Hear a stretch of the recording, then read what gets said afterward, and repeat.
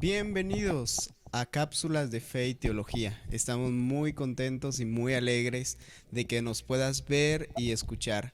El objetivo de este segmento es que podamos tener una pequeña porción de la palabra, de teología y de fe en medio de la semana y que nos ayude en nuestro diario vivir. Sean todos bienvenidos.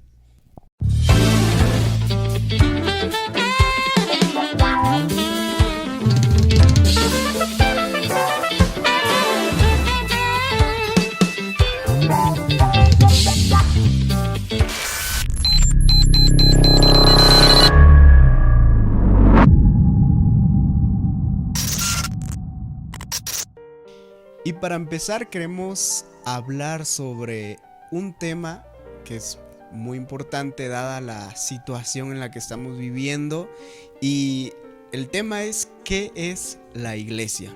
Queremos dividirlo en dos partes. Esta sería la primera parte y queremos hablar sobre qué es la iglesia. Este es pues el tema inicial, y hay una pregunta cuando se nos viene a la mente sobre qué es la iglesia. ¿Qué pensamos sobre qué es iglesia?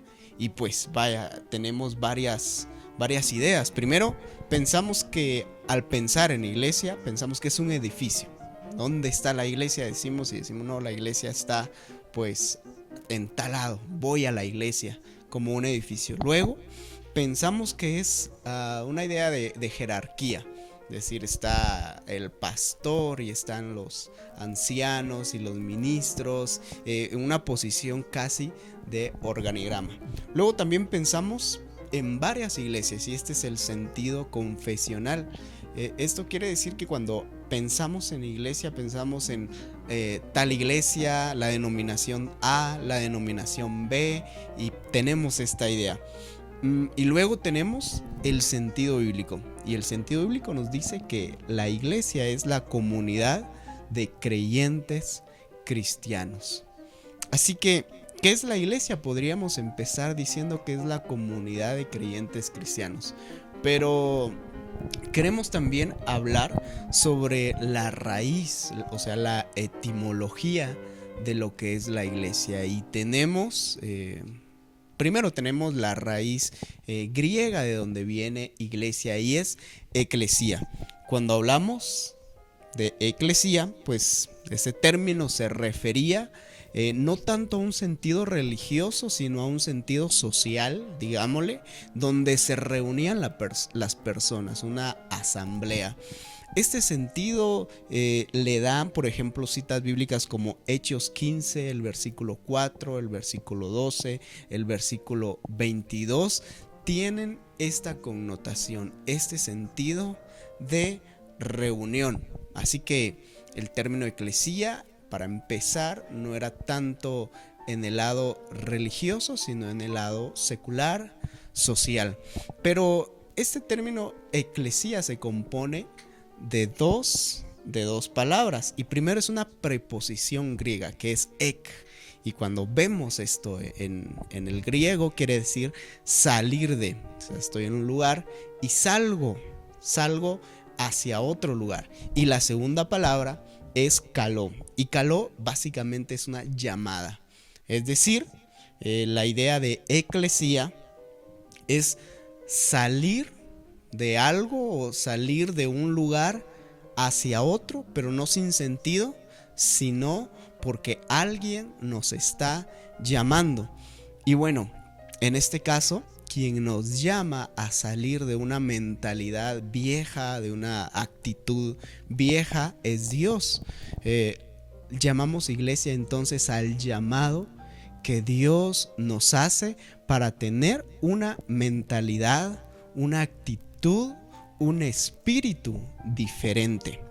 Pero hablando de etimología, también esta palabra eclesía viene del o la usaron para traducir una palabra en hebreo que es Kaal. ¿Y por qué la utilizaron? Bueno, es que ahí por el siglo 3 antes de Cristo, los judíos empezaron a salir de su país, de su lugar, y empezaron a involucrarse con los de habla griega.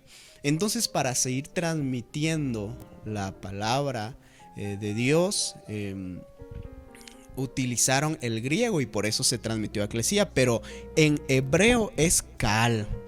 Y Kaal tiene la idea de ser convocado por alguien.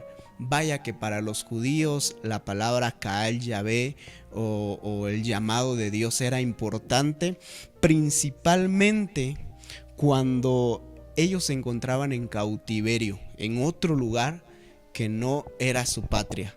Al pensar en el Kaal de Dios, pensaban y les daba a ellos esperanza de que todo iba a estar bien, de que quien los estaba llamando iba a arreglar su situación.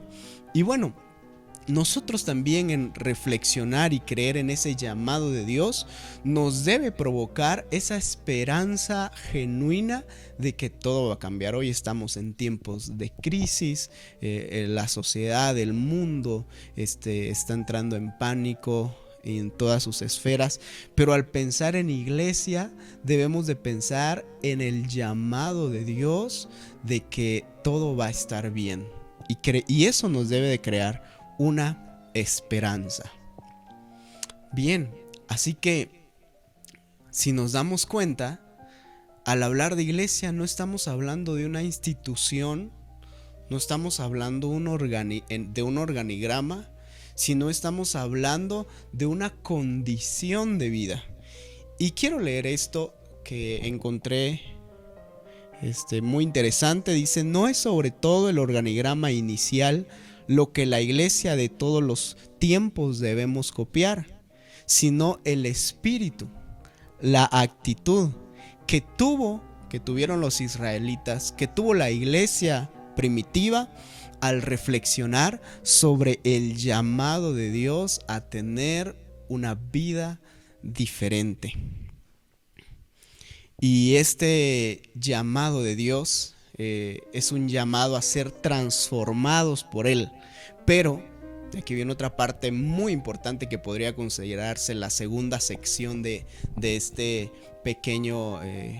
pequeña reflexión. El llamado de Dios no es un llamado a salir de este mundo. Pero no me malentienda, porque el mundo debe ser considerado como lo consideraban los griegos, el cosmos, y para ellos el cosmos entendían como toda la totalidad existente en su íntima unidad y en su íntima coherencia, es decir, la humanidad entera, la vida entera, las relaciones personales, los sistemas en los que se mantiene nuestra sociedad, el sistema político, el sistema económico. Es decir, el llamado de Dios no es un llamado a huir de esta vida, sino un llamado a transformar la vida donde estamos. Y pues muchas veces malentendemos que Dios nos ha llamado para irnos a otro lugar, que si bien Dios quiere eso, pero también no es un llamado a huir de esta realidad, sino un llamado a estar aquí y poder transformarlo desde la perspectiva de Dios. Bueno, y es por eso que la iglesia debe ser llamada a transformar este mundo. No debe de ser solo una organización, no es el templo ni siquiera lo que empezamos diciendo que está en algún lugar determinado, sino es aquel grupo de personas que reconocen al Dios de la vida y que ansían de Él su fuerza, su amor, su gracia para poder transformar esta vida. La iglesia debe de salir o es aquella que sale de la soledad y de mirarse solo a ella misma y se plasma o se conecta con el mundo en donde está inmerso. Por último, quiero leer una carta una obra que se llama La Carta a Diogeneto. Esta obra se escribió en los primeros siglos del cristianismo y menciona: los cristianos están en el mundo y entre los hombres. Comparten las condiciones de su mundanidad e historicidad, pero al mismo tiempo mantienen su peculiaridad, porque no viven según la carne, porque aman aunque son odiados, porque se sienten glorificados en las deshonras que padecen, porque bendicen cuando son vituperados, porque responden al mal con el bien, porque obedecen las leyes establecidas y con su modo de vivir superan estas leyes. Cuando reflexioné sobre este pedazo de texto, decía, pues creo que muchos de nosotros, de los que solemos llamarnos la iglesia, no cumplimos con estos requisitos y pienso que más allá de cumplir los requisitos no tenemos este estilo de vida porque no reconocemos el llamado de Dios, el llamado de amor de Dios. Nuestra expresión de vida en la cotidianidad se basa en nuestras fuerzas y no en las fuerzas de Dios. Así que, ¿qué es la iglesia? Pues es un llamado de Dios hacia personas para ser diferentes en esta vida. Que Dios les bendiga.